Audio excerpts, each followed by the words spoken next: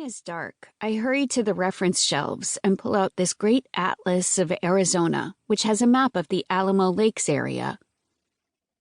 Addie doesn't know that I know where she flies.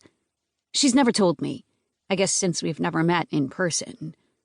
For all she knows, I could be some old guy who smells like cheese and onions pretending to be a 12-year-old girl. So she never tells me where she flies or lives or goes to school, or even what her real name is. But that's okay. We still tell each other lots of important stuff. Figuring out where Addie flies has been fun. It makes me feel like Marie Tharp, who mapped the ocean floor, or Kira Shingadaba, who mapped the moon. Alamo Lake isn't exactly the moon, but it's pretty cool to discover something, even if it's something small. Even if I'm not the first person to discover it.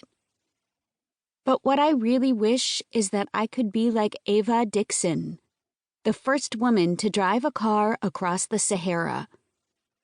Ava was also an aviator, like Addie. If I had a plane or a car or even a motorcycle, and if I wasn't 12 and could drive, and maybe had some money and food and a GPS and stuff like that, I'd travel to Alamo Lake and explore the whole area where Addie flies. My life is so filled with if I hads that it sometimes feels like I'm drowning in them. I remove the folded square of paper from my backpack and spread it on the desk. It's taken me a whole month to make this map. And I hope maybe even Kira Shingadava wouldn't think it completely stinks up the place.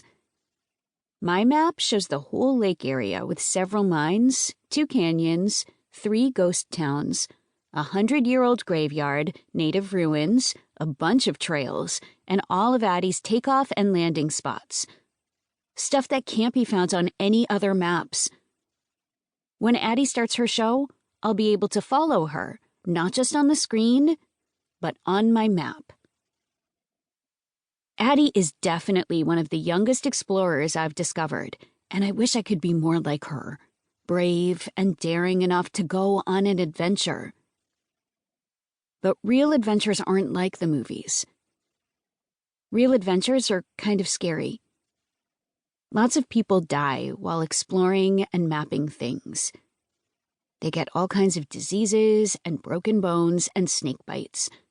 They freeze to death and fall off mountains. And this one guy died from a pimple. It's true, totally true. I've already had a few potentially killer pimples on my forehead, and I don't think I could face venomous snakes, or even like a rabid raccoon. It would probably scare me to death. Then again, I don't think there are raccoons in the desert. A hungry pack rat would be pretty scary, though. It might have some kind of disease. And sharp teeth, definitely sharp teeth. I tap my knuckles on the desk, but the screen is still dark, even though it's now 10:04. Staring at the monitor, I open a new window. In the search box, I type something for about the 100th time. How to quit oxycodone. I already know all this stuff. Give me something new I can use, Internet, please.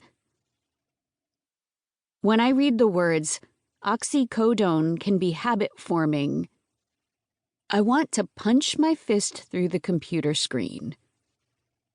Habit-forming?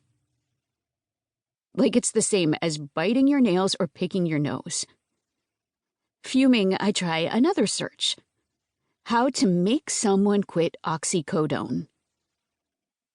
Again, just a bunch of information I already know. Helplines and treatment centers and hospitals. I've called the helplines and treatment centers. They always want to talk to an adult, of course.